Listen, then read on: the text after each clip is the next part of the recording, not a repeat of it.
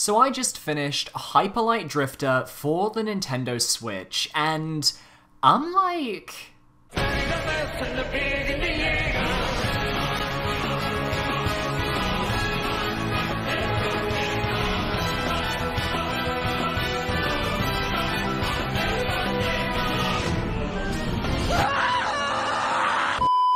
Hello there guys, Billybo10K here, bringing you episode 2 of this new weekly show that I guess it's called So I Just Finished. A show where I finish a different game each and every week and share my experiences with you guys before giving you some tips, tricks, and information on this game to see whether it is worth your while. A pseudo-review / guide, if you will.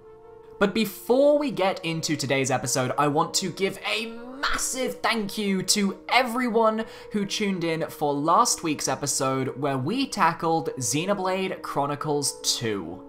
It was a massive video for me to edit, and honestly, the inspirational, motivational, happy comments just kept me motivated and ready to continue this series, and we managed to get 150 likes, which I was not expecting because the video didn't have Smash in the title. So I am so grateful, and if we can, I want to see if we can get this video to 150 likes as well. So can we get Hyper Light Drifter to 150 likes? We'll see. Anyway, let's get into today's episode. Today we're going to be talking about an indie Kickstarter darling known as Hyper Light Drifter. So, without further ado, let us begin. Hyper Light Drifter is a 2D action RPG developed by Heart Machine that got its start on Kickstarter on September 12, 2013. Lead developer Alex Preston originally wanted to raise $27,000 for the project, but as it turns out, people liked the Kickstarter a lot, and they raised over $600,000, with $100,000 being raised after just a few days of the project's launch. The game originally had a planned release of 2014, but due to Preston's health at the time, it was decided to release the game at a later date. And in March of 2016, the game released on Windows, Linux, and OS to critical acclaim. Later that summer, the PlayStation 4 and the Xbox One received their own versions of the game, though the Wii U didn't get so lucky due to contractual issues with the creators of the engine used to build their game, Yo-Yo Games and Nintendo. However, in 2018, a deal was struck between Nintendo and Yo-Yo Games, allowing games created with the Game Maker Studio engine to be ported to the Switch, starting the third quarter of 2018. This also affected the release of Undertale for the Switch, which also used the same engine, so it's no surprise that both Hyper Light Drifter and Undertale released around a similar time last year.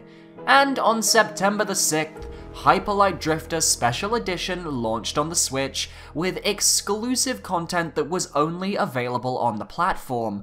And while I may be a few months late to this title, or a few years late if you go by original release, it's time to take a closer look at Hyper Light Drifter to see if it's worth the price of admission.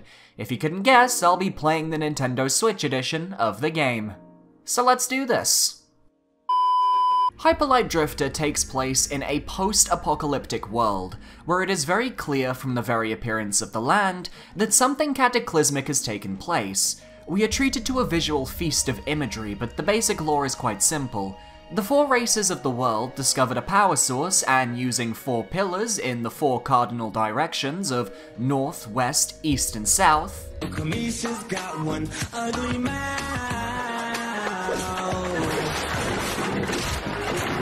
created what is known as the Immortal Cell.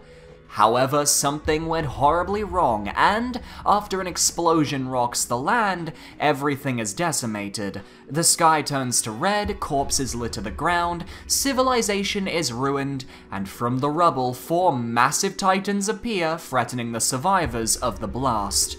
The story then cuts to ages later, where the main character, a mysterious figure known as the Drifter, awakens from his slumber after having a rather ominous dream featuring a black jackal with a halo above its head, a giant white diamond in the sky, and a dark malevolent creature that is trying to drag the drifter into the darkness. It is revealed in the opening moments that the drifter is suffering from an illness and is... Wait a minute. Oh god, is that pink blood? Oh, hold up, wrong game! Jesus, the wrong game, damn it! Oh god. So, the drifter is suffering from an unknown illness, but judging by the blood he pukes up, it is implied to be terminal. The drifter is now searching the remains of this ruined land in the hopes of finding a cure to his illness, as well as the answer to these visions that plague his mind. The drifter is an expert at using the ancient technology from the old civilization, and even has a robotic companion that is no doubt powered by the same technology that allows the drifter to open doors, discover hidden paths, and more. After making his way through a ruined cave that also serves as the tutorial, you arrive at a ridge overlooking a large city which is the drifter's destination. However, before the drifter can arrive at the city, his illness takes hold, and the dark creature from his dream appears before him. Passing out, the drifter is found by the Guardian, another assumed drifter by profession, who takes you back to his home and nurses you back to health. When you wake up, however, the Guardian is gone, and you are left with just a computer screen with a very vague picture detailing your mission. So, upon leaving your house, the game begins, and you're free to explore the world around you, hoping to solve the mysteries of this land and save the world. This game is extremely unique in its storytelling, in that there is no spoken dialogue at any point throughout the game. Dialogue with NPCs is told through pictures, which you can piece together the story of the various people of the game. These pictures are often easy enough to understand, but allow for a sense of interpretation as well, meaning that you really are making your own story as you progress through the game. It is up to what you interpret, not what the game is showing you. This is a very refreshing way of telling the story, allowing the player to really discover, explore, and understand this world at their own pace. Though I will admit the vagueness on what to do once you leave the House of the Guardian is slightly off-putting, as I wandered around town figuring out if there was anything I could do before selecting a direction to explore, and for the first hour or so of the game, I felt very confused and unsure of my objectives or goals. However, by the time I conquered my first dungeon and experienced the first of 4 major areas in the game, something clicked in my head, and everything started to make sense and flow together. As if Jesus himself had come down and blessed me with infinite knowledge. God bless. This is definitely one of those games where the more you progress, the more invested you'll become, and the world certainly does grip you. You will come across the bones of a long-dead creature, see the ruins of an ancient temple, the destroyed remains of those titans from the beginning cutscene. This is a very somber world, and not only does the neon cyberpunk style visual palette really emphasize this, but the atmospheric soundtrack and sound design in general really makes you feel that melancholic sense of dread and despair this world's inhabitants and our main character are feeling. This isn't a happy game. God, no, it's not at all. But there is a beauty in this destruction. There's a vivid detail in the morbid nature of this world, and it's engrossing. The presentation of this game is absolutely top-notch. Entering a new area fills my character with dread and sadness. Meeting NPCs and hearing their stories tells the tales of ruined civilizations. This is a sad game, but it's oh so good to play. So, the opening story has been laid bare, and you're let loose upon the world. There's a town at your doorstep and 4 different directions you can go. Like those classic SNES games of the past, you're free to explore on your own and make your own adventure as you go. However, the basic flow of each area is the same. You will leave the town via one of the 4 cardinal directions, venturing through a small urban area that resembles a ruined cityscape, before emerging into one of the 4 lands beyond. To the north, you have the mountains. To the west, you have the crystal forest. To the east, you have the lake. And to the south? Well, you actually can't go to the south at the beginning of the game. If you choose to take the south path, you will be barred from entering the main area due to a set of blocks with arrows pointing left, right, and up that are in your way. The only way to lower the blocks and secure passage to the southern portion of the map is to complete the areas to the west, east, and north, with each area corresponding to the arrow pointing in their direction. So, with north, east, and west as your only options, once you pick a direction, you'll enter one of the varied landscapes beyond and encounter foul creatures that want nothing more than to end your life as quickly as possible. You, the drifter, have a sword, a gun, and the ability to dash in any direction of your choice, though you cannot dash indefinitely and can only dash 3 times before needing a moment to recuperate. Your sword is a simple weapon that can do 1 point of damage, while your starting pistol can also only do 1 point of damage, but works as a ranged weapon. Your character is a very versatile gunslinger, for lack of a better term. Now, at the top of the left screen, you'll see a green bar, a pink bar, and 2 boxes, one of which is empty, the other of which will contain a first aid symbol and 3 green squares. The green bar is your health. Your character can take 5 hits before they are killed, with some enemies dealing 1 damage, others dealing 2, though I've never encountered an enemy that could deal more than 2 damage. However, you do not have invincibility frames in combat, and hits from enemies will stun you. It is extremely simple to get stun locked by a group of enemies and taken out in an instant, so simply rushing in and slashing at your enemies won't get you very far. Your dash can get you out of enemies' ranges quickly, but when in doubt, your gun is extremely helpful at taking out early game enemies. This is where the pink bar comes in.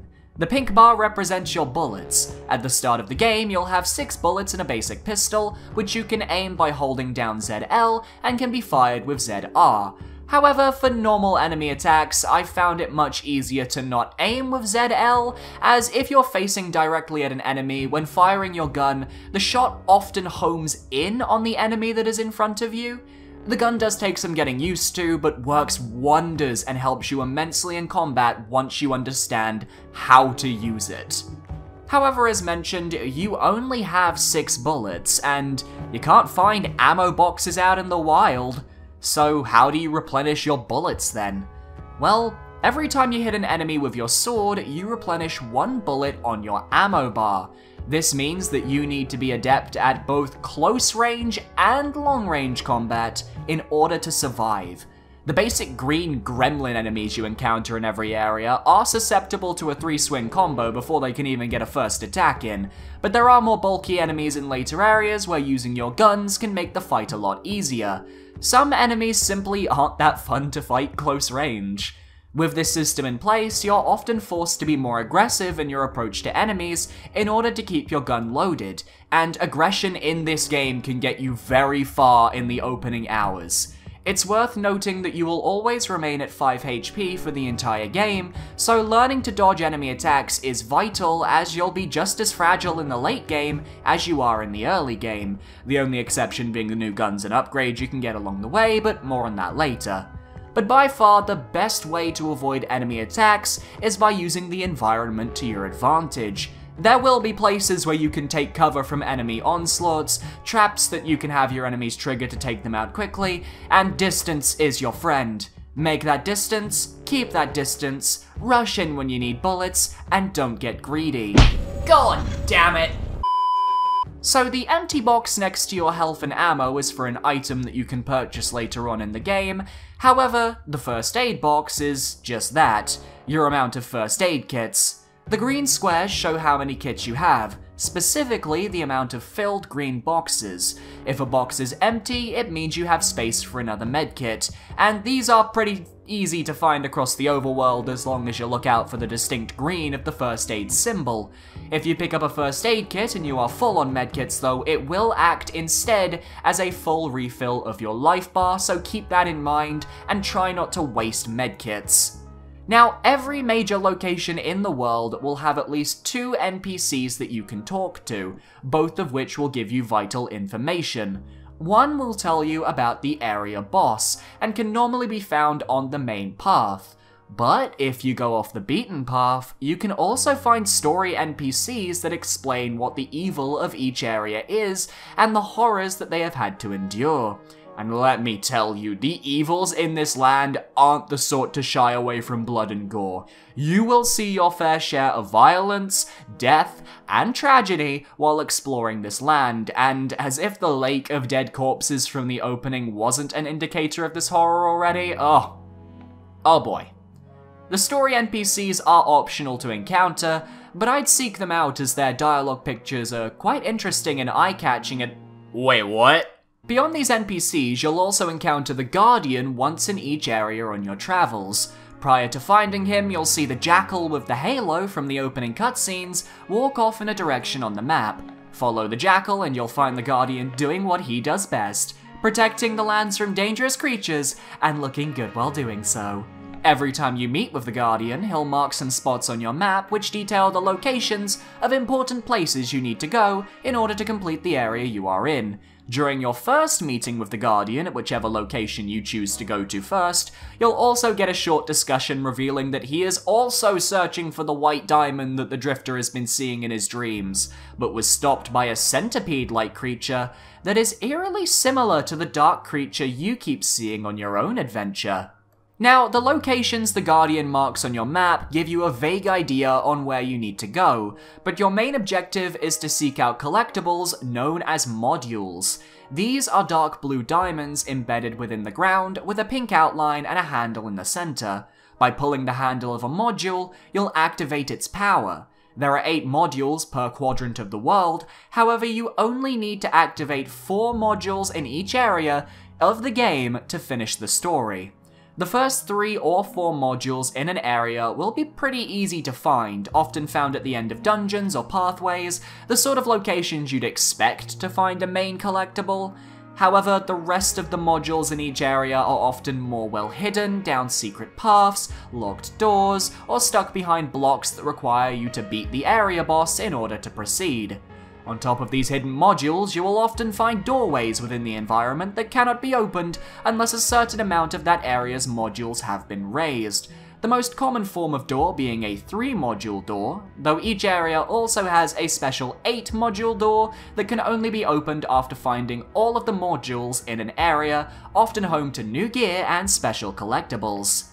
Now, aside from modules, there are more collectibles to be found within this world. The most plentiful of these collectibles are gear bits. These are bright yellow items that you can find from either defeating specific enemies, killing a boss, or discovering them in gear bit boxes, lit up by a distinctive yellow glow. These can most often be found on secret paths throughout the game, and there are 186 total to find. On their own, gear bits are actually useless though. That is, until you collect 4 of them, as once you collect 4 gear bits, they merge together to create 1 gear bit pack, which can be used to buy upgrades and abilities from the shops in the central hub area.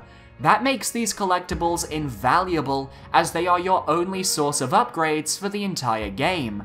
Luckily, they are plentiful. There are hidden paths on almost every screen of the game, and you will almost always find a gear bit on every screen you come across as long as you're on the lookout and know what to look for in the environment.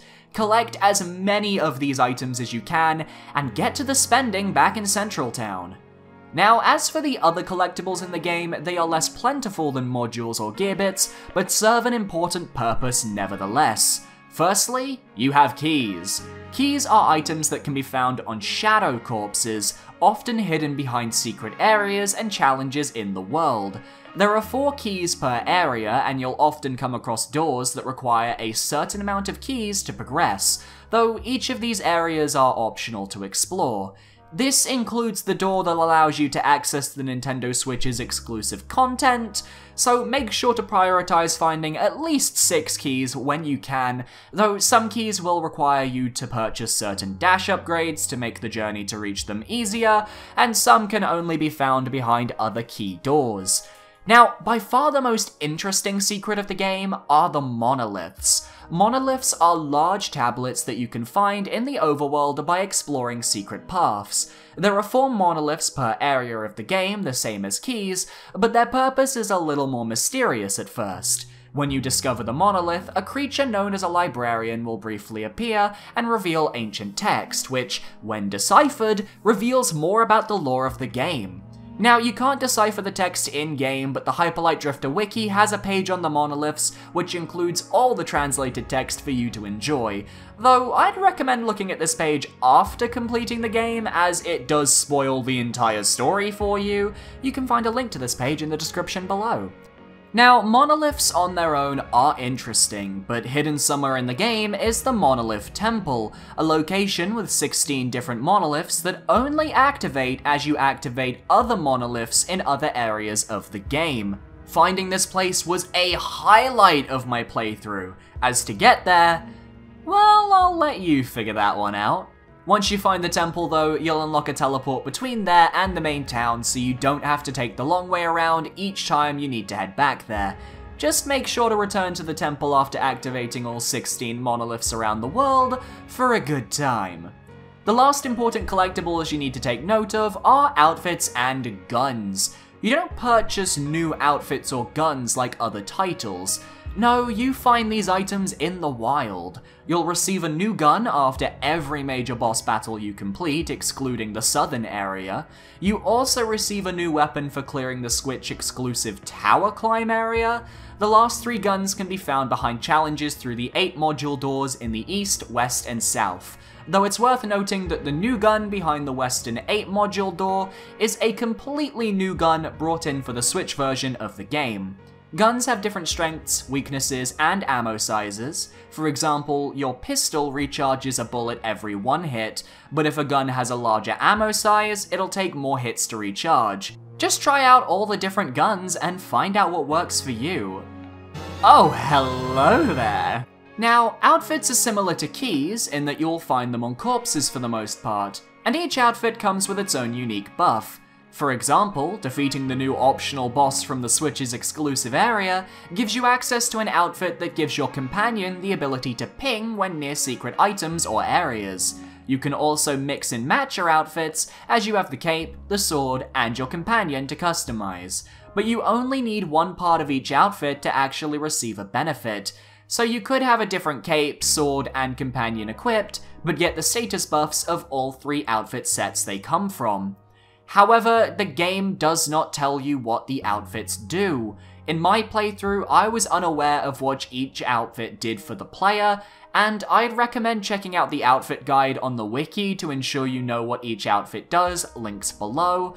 There are 12 in-game outfits to collect. Just be aware that if you're not looking for secrets, you'll probably only encounter 1 new outfit on your journey, and that's it. It's also worth noting that some outfits are locked behind challenges, which I'll get into later on, but obtaining these outfits are so worth it in the long run. Like guns, just find the outfits that work best for you. So, you know what you're looking for, and you know the basic setup of the game, so how do you beat each area? Well, there are 2 layers to each location, the overworld and what I'll call the underworld. You see, in each area you will find elevators and stairs that will take you down into the various dungeon-like areas that make up the underworld, which you need to progress through to survive. You'll come across obstacles like blocked pathways that can only be unlocked by killing all the enemies in a room, or various dangers such as crystal and fire traps which will attack you if you stand on them for too long, or platforms that drop if you stand on them. There are switch puzzles and dashing puzzles which you need to solve to continue forwards, but that's really the extent of the game's puzzles per se. The enemy variety, though, is what really spices up the gameplay. Each location has its own enemies that fit with each area. In the lake, you have Greninja. In the north, Harry Potter's Ravenclaw house. In the west, Diamond Head from Ben 10. And in the south, Rejected Transformers. Those are just a few of the enemy types you can find, but each area has a different pool of enemies to battle with a few basic mooks shared between them, such as the gremlins and the cats with guns. Every new enemy you meet is exciting, as most enemies do act very differently to each other, and finding the best strategy to taking out each of your opponents is rewarding in itself, and will come in handy for an optional area later in the game. Fight the enemies you see, continue on the path that's laid out for you, and make sure to explore the full bulk of each area before moving on. Take note of locked doors that may require keys and other stuff like that for future visits, and eventually after turning on 3 modules, you'll unlock the 3-module door that will ultimately lead you to the area boss. The boss encounters for Hyperlight Drifter are probably some of the most exciting moments in the game. They are intense, rare moments where your skill is put on full display and you simply have to get good at dealing with the boss's pattern to deal that damage. Bosses tend to have just enough HP where you can't cheese your way through, and you do need to actually get good at their pattern. Remember, you have a gun, and you should rely on both your gun and your melee attacks to keep up the pressure and take down each boss. Though some bosses are, of course, easier than others, with the Lake boss being a pushover in comparison to the bosses from the north and the west, though for the most part bosses will follow a distinct pattern that you can learn and exploit to win the day. The only boss that didn't really follow this structure was the Hanged Man, the boss of the Crystal Forest. Sometimes I'd be able to get him down to half health before he decided to summon aid from minions. Other times, he'd summon someone after the first round of attacks. It's the only boss in the game where you can't predict if he's gonna summon minions or not, and the minions in that fight are extremely durable with 5 hit points, which makes the fight feel a little unfair in comparison to the rest of the bosses in the game. Luckily, this was the exception and not the rule. Once you beat a boss, you'll gain access to a new gun, and you'll activate a large pillar, which will activate the central pedestal in the main hub area. Activate all 4 pillars in each region, and you've got a ticket to the final boss. Now, I personally went north, west, east, south. No, we already did this joke earlier. No. Stop. Now, I personally went north, west, east, south for my playthrough of this game, but as it turns out, the community at large suggests east, north, west, south as the best direction to go when it comes to difficulty. And I can agree with that, though I feel the northern area seemed designed to teach players the mechanics of the game in comparison to the east or west, due to the linearity of the mountains, not to mention the railgun you collect after beating the boss is needed to access some secret areas by shooting faraway switches, so I don't regret taking the northern path first, though the eastern path has easier enemies to deal with. It all comes down to what you want to do though. You don't have to commit to an area after all. You can unlock an area's warp point, then teleport back to the central hub and go somewhere else. The only real rule is that you can't go to the south until you've beaten the other 3 areas. However, if you want to make things easier on yourself, then let's talk about upgrades and abilities. The central hub area of the game is a fairly large settlement with a variety of different shops for you to visit. Most items will cost between 2 to 3 gearbit packs, and you can buy whatever you want as long as you've got the money. Firstly, you've got the dojo, a place where you can learn special sword techniques, with each technique costing 3 gearbit packs. You've got the charge attack, which allows you to unleash a wide spin attack by holding down the charge button, which does 5 damage and can kill most creatures in one blow, though while charging it, you can't really move that far before you're forced to stand still and let loose. You have sword deflection, which allows you to reflect nearly any projectile in the game back at its user. And you have the slash dash, an ability that allows you to dash through enemies, doing 2 damage as you go, and it has a really fun name. Slash dash. Slash dash. The charge attack was definitely the best purchase for me, with the sword deflection being pretty useful as well. I can't say I used the slash dash all that much though. Next, you've got the Dash Arena, where you can learn movement upgrades from the Dash Master himself. What a name. You've got the Dash Strike, which is effectively the opposite of the Slash Dash, which can cause knockback to an enemy, useful for knocking enemies into pits. You've got the Dash Shield, which allows you to block projectiles while dashing, which can be insanely useful in combat. And lastly, but most importantly, you have the Chain Dash, which is by far the most vital tool in your arsenal. It allows you to chain your dashes and is almost required for unlocking certain items and secrets, and allows you to travel everywhere fast. Yeah, woo, let's go! Ow! Chain dashing does require a sense of timing though, but you can practice at the dash arena, and if you can link a combo of 100 chain dashes, you get a gear bit. However, if you're insane enough to link a combo of 800 dashes, you will unlock the purple outfit, which doubles your stamina bar. As yeah, there's a stamina bar that will sometimes appear in the top left, but if I'm being real honest, it doesn't really come up in gameplay all that often. Now, I was happy to do the 100 dash challenge, but 800 dashes? I completely believe that that single achievement is the only reason this game hasn't been covered on something like the Completionist, because, and excuse my French, fuck that.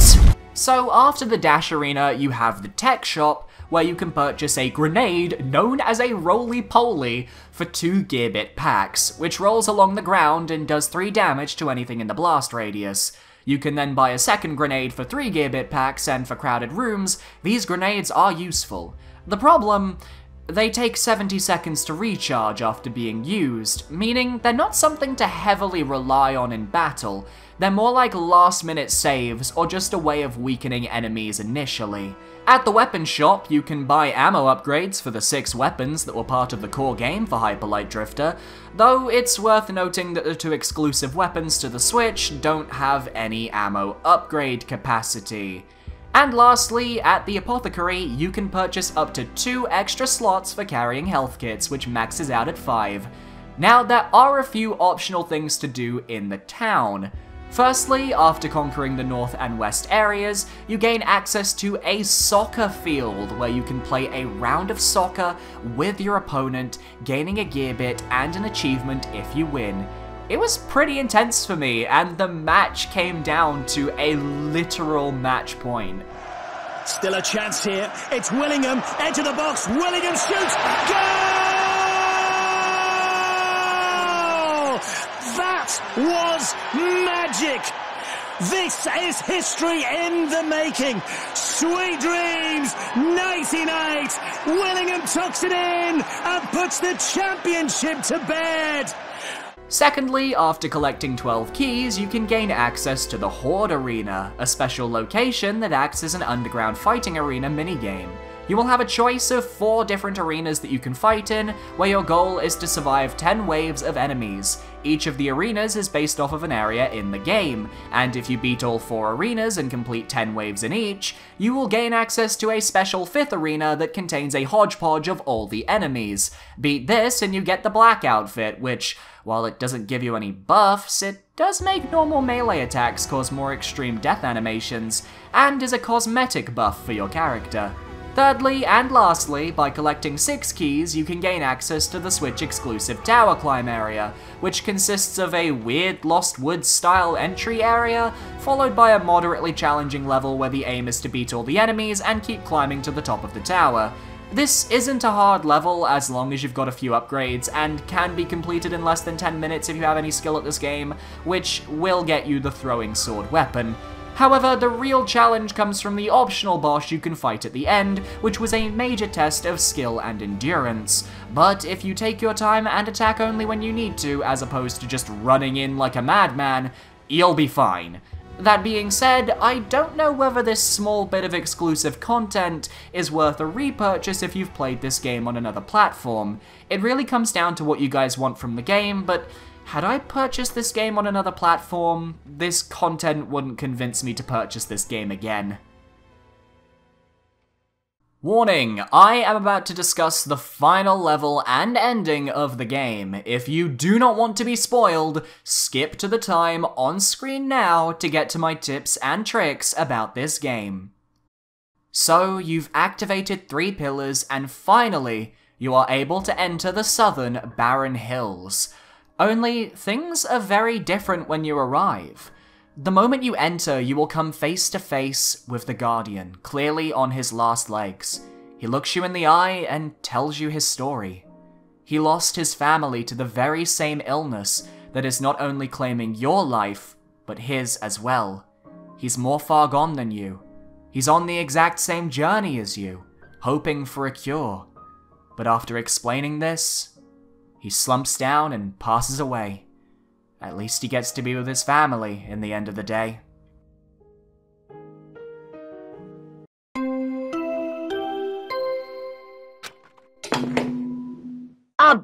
has been discovered! Oh, for fuck's sake! So, naturally, do you bury him? Do you give him a touching eulogy for all the help he's given you across the game? No, you take his outfit and leave him there to rot. Bye, thanks for the manliest outfit in the game, I'ma rock this pink.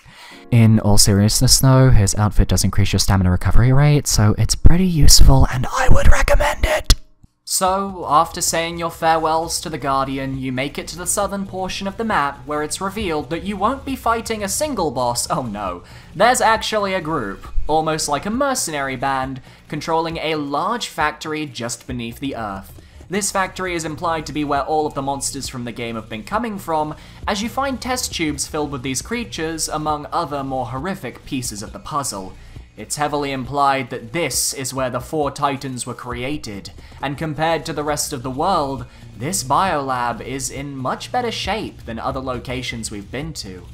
It's clear that this factory was the start of it all, and the experiments that went on there led to the destruction of this land and all of its inhabitants.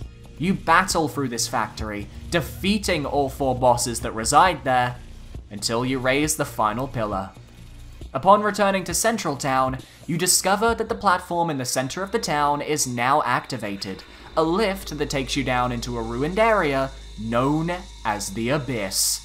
This dark location is implied to be much further underground than anything you've been to before, and has a similar vibe to the labs you just traversed. There are no regular enemies, but as you make your way deeper and deeper, something flickers in the corner of your eye, but nothing attacks you. When you reach the final room and you see 5 health kits just sitting there, waiting to be picked up, you know you're at the final confrontation. The white diamond you've seen in your visions is right before you, revealed to be the immortal cell that was created by the old races. However, it has been corrupted by the being known as Judgment, the dark creature from your visions. In a final climactic battle, you tackle this dark beast with all of your abilities, all of your might, and all of your power, overcoming the obstacles and hurdles in your way to take this creature down, avenge the death of the Guardian, and restore the world to its former glory. And it's pretty easy as long as you've been buying upgrades to your abilities. You get so many opportunities to strike at your opponent, and compared to the rest of the bosses in this game, I feel like the final boss was easier than expected. Perhaps it's for the best though, as by this point in the game, you've been so traumatized by this creature that you're probably sick of it and you just want to end this. Only, when the fight ends and you pierce Judgment, the screen flickers, and you've instead pierced the immortal cell. Of course, Judgment may be a malevolent entity, but was it really real? Or was it simply a manifestation of the Drifter's illness and emotions created by the cell? Was the cell the evil the whole time? Whatever the case may be, the immortal cell is destroyed and the Drifter is left to hobble out of the rubble. But it's clear their illness is not letting up. There was no cure. The jackal we've seen all game, implied to be the god Anubis, awaits our Drifter by a fire. It's also implied that the immortal cell was actually sapping Anubis' strength, and by defeating it, Anubis has regained their former abilities and is able to bring the world into peace. The Drifter, wanting nothing more than to rest for a moment, collapses by the fire as the skies fade to blue. The game ends with the death of the Drifter, but the restoration of the world. The ending is very real. There's no happy miracle cure, there is only one unavoidable end, and with a game that's so somber and mature with its themes, I wouldn't have it any other way. Now, before we get to my final score, here are a few small tidbits of information, tips, tricks, etc. to keep in mind if you decide to play this game. Kill yourself in the tutorial area for a quick achievement. I'm not kidding. Sometimes your companion will light up for a moment and ask you to hold down the X button. Do it. Chances are it'll reveal some invisible platforms or a secret. The railgun works really well in the east area where all the frog enemies take 2 hits to kill. If you collect any items in a room but die before you either leave the room, activate a module, or activate a monolith, when you respawn you'll have to collect those items all over again. Make sure to have the guns you want on you before you enter a new area, as when you die, your loadout will be the same as when you enter the area, not when you died. Look for this little symbol everywhere when exploring. If you see it, it means there's a secret that way and you should either dash or shoot in that direction. Seriously, that symbol is literally the universal secret detector and is by almost every single secret in the game. Low-key, try and buy the chain dash and dash shield abilities as early as possible. Treat yourself! For the Switch exclusive optional boss, when he splits into 4, attack the sprite that doesn't have a fire effect to stop the attack early and get some free hits in. In various rooms, you'll find yourself battling waves of enemies. You'll know when you've won when the drifter slams his sword into the ground like a badass. Make a note of doors that require keys so that you can go back later when you have the right amount to collect those goods. Cross here and follow this path for a real good time. Don't step on this snail. Just don't. Unless you want to be a snail murderer, you sicko. Some switches can only be hit by your railgun, which you can get from the northern boss. Please keep that in mind. If you're low on health and ammo and you're at one of the 5 teleporters in the game, hold down X for a free refill. No refilling your health kits though. Enemies will not respawn after you kill them unless you use a warp ability. Learn how to chain dash reliably, otherwise getting through these areas specifically will be hell for you. Don't do it to yourself. There's a boss rush mode you can do after beating the main game if you're interested in that sort of thing. Go nuts. Have fun, I guess. Try and play the game on standard mode as opposed to newcomer mode, as you get locked out of certain achievements if you play on the easiest setting. Beware of New Game Plus. It will force you to wear a cape the whole game that keeps you at 2 HP the whole time, meaning many enemies can one-shot you. You can still change your sword and sprite companion though. After beating the game, you also unlock New Game Alt, letting you play as a female drifter who has less health, but has a beam attack that deals AoE damage as her main method of defense. Would recommend. And remember that you need at least 4 modules in each area unlocked to access the final area. Oh god, what the fuck? So, was Hyperlight Drifter worth the purchase in the end? Well, it certainly is a beautiful game, and if you have never played the game before, I think it's potentially worth your while. The way the story is told without dialogue, and just the atmosphere and tone of the game, give it a unique flair that I feel games in the future tried to copy. I'm looking at you, Hob. And I just don't think they really match the heights that Hyperlight Drifter managed to hit with the way they conveyed this game. The gameplay is fast, intense, and fluid, and certainly rewards you for mastering its entire gameplay style. When the game clicks, it is by far one of the best experiences on the Nintendo Switch. I can say that without a certainty. There is a real adrenaline rush when you start zipping around areas, super fast, slicing through enemies, shooting them from afar, and you can really sense the progression from when you start the game versus when you finish the game, which is especially interesting with Hyperlight because you have the same health bar for the entire game, and you take the same amount of damage for the entire game. You don't get defense buffs, so I feel like that's extremely impressive of this game to pull off. Though, if you've already got this game on another platform, then the repurchase comes down to 2 factors. One, is the Switch exclusive content worth the purchase? And 2, would you want this game in a portable setting? The game, to me, I feel would thrive when it comes to being a portable experience. The world is small enough that you can kind of get around really quickly, and there are so many little nooks and crannies that you can discover that I feel the game really works well in a handheld system. That being said, I don't know if I can, in good conscience, recommend this game to people who want to repurchase Hyperlight, because I don't think the exclusive content for the Switch version is necessarily anything to write home about. You can complete it very quickly, and repaying a £17 game for 10 to 15 minutes of extra content? I don't know about that. With all of this in mind, I give Hyper Light Drifter a gold star.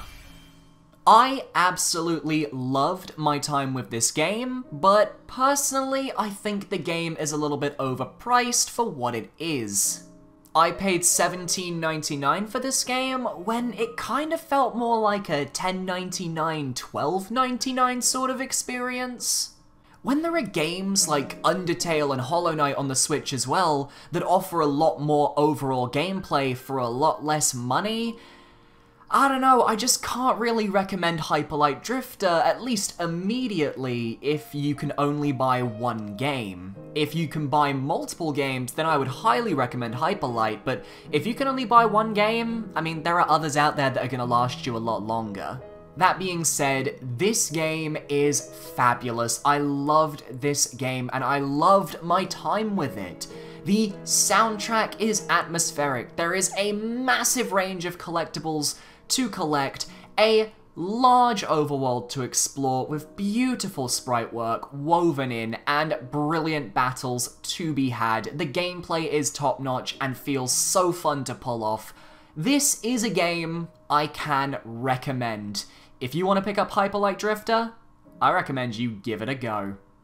So the past two games I have played on this show, so to speak, are games that I have never played before. I never played Xenoblade, never played Hyper Light, but you know what? I want to go back to a game that I have played in the past, but you know, it's been a while. And there's one game that I feel was on the Wii U, got a re-release on the Switch, and I loved this game, but I don't think it really got the attention that I think it really deserved. So, what game are we going to be talking about? Well, next week, I'll be finishing Captain Toad's Treasure Tracker. I'll see you guys then. Oh my god, it is done. It is done. 2 days of scripting, 2 days of editing, that's 4 days of work went into this video. God damn, oh my god, I'm filming this right after wrapping up with the editing, and oh, I'm so glad it's finished. Oh my god, okay, so thank you everyone for watching. I hope you guys enjoyed this video. I put a lot of effort into this. I know some of the jokes are a bit random and didn't really land. The one that I don't even know why it's in there is the one with the Burger King Jesus moment, and then you hear the guy that goes, ah, in the background, and I'm like, why did I add that? It wasn't even in the script, it just showed up. I guess maybe I was going for the lol so random humor that I really hate, but you know, it's in there and I'm not removing it because it took like 5 minutes to edit and work and sort out. So, I hope you guys enjoyed. I had so much fun making this video. I didn't expect it to be as long as it was. I feel like this is going to be one of those series where people are like, you know, you should try and make these videos shorter. And then I'm just like, let's make them bigger! Let's go! Okay. I'm putting on a fucking show here. I ain't just doing a review. I'm going full on guide, show, watch, enjoy, have a spectacle, sit down, get some popcorn, cup of tea, watch the show, enjoy, have fun. That's sort of the style I'm going for, and oh, I'm just so proud of this video. I really am. The Danganronpa jokes are my favorites to edit by far, and the Squidward and the fuck you Squidward picture for the thing, and the AK-47. I liked all the jokes. Is it bad that I like my own jokes? Anyway, thank you everyone for watching. I want to give a shout out to all my lovely patrons over on Patreon who got to watch this video early as a little patron perk, because I actually had this video done early, and I'm like, well, let's give it to the patrons, see if they enjoy it. And if you want to watch these videos early, make sure to head over to Patreon, and if I do have the video done early, next week, week after, whatever, it will go up on Patreon. Can't guarantee that'll happen every week, since I'm the sort of creator who works to the deadline and usually finishes on the day of upload, but I wanted to get this one done early because I finished the game quite early in the week, so I could start scripting really early. I'm just really proud of this video. I hope you guys enjoyed. Please consider leaving a like, comment, subscribing, and sharing with your friends. That'd be amazing. And I will see you guys next time. Goodbye, guys. Oh my god, it's done! Yes!